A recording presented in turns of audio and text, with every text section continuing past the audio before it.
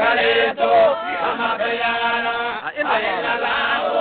إلى أبوك أبيك مايا لا إله إلا كريتو ما بيالو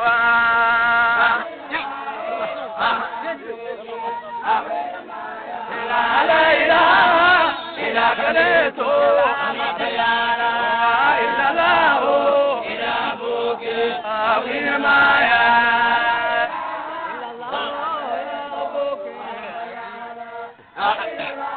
الله الله الله هو إلا الله إلى أبوك أو إلى مايا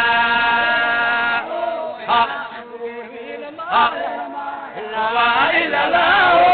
إلى أبوك أو إلى مايا tan maalmood iyo ka badan ayaa khidmadii soo socotay maantana waa gebagabadii iyo banaanbixii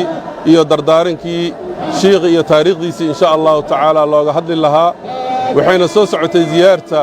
100 sano waalidiintayni iyo shuyuuqdayni ayaa sida soo wadi jirtay sheekhayna Sheekh Cabdiraxmaan Sheekh Suufi wuxuu ahaa caalimul banaadir sheekha wuxuu ahaa caalimul banaadir oo ahaa wuxuu ahaa nin dariiqadana fidiya diintana fadiyo ahaa nin wuxuu ahaa oo ishaga ma'wal masaakiin wal ducafaa iyo ahaa xirtii soo xiraysata ee baldaanaha iyo meelaha ka yimaada sheekha asiga hadin abu dacaamu ahaa sheekha wuxuu ahaa nin aad u taariikhdiisu dheer tahay marka had intaan oo kumaanka kunne hal qof oo lacag la soo siibaa ku jira hal qof oo la wacmaa ku jira dhammaantooda waxay ku imaadeen maxabbatullaahi wa maxabbatu rasuul wa maxabbatu al-awliyaa was-saalihiin marka tan waxay daliil u tahay in Sheekh Cabdiraxmaan As-Suufi uu ahaa nin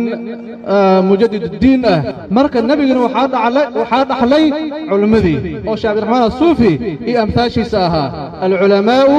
warathatu al-anbiyaa marka waxaa rabaa siday ku noolaayeen diinta ay u nashrinaayeen wanaag ay u fidinaayeen oo munkarka iyo xumaatada ay ula dagaalayeen in ay noo noqdaan tusaale wanaagsan iyo kudaysho wanaagsan ay noo noqdaan